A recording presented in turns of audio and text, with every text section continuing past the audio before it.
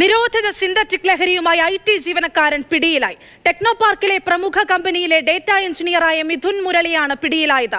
ഇയാളിൽ നിന്ന് 32 ഗ്രാം MDMAയും പണവും പിടികൂടി.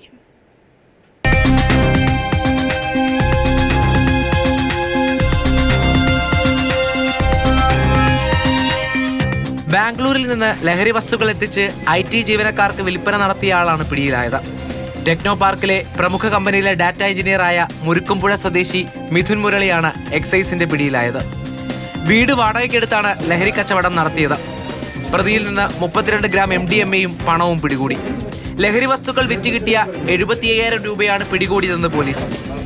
മൺവിളയിൽ MDMA വിൽക്കാനെത്തിയപ്പോഴാണ് പ്രതിയെ കഴക്കൂട്ടം പോലീസ് പിടികൂടിയത്. മിഥുൻ മാസങ്ങളായി നിരീക്ഷണത്തിലായിരുന്നെങ്കിലും സാധാരണക്കാർക്ക് ലഹരി വിൽപ്പന നടത്താത്തതിനാൽ പ്രതിയെ പിടികൂടാനായിരുന്നില്ല. നിലവിൽ പ്രതിയെ കോടതിയിൽ ഹാജരാക്കി റിമാൻഡ് ചെയ്തു.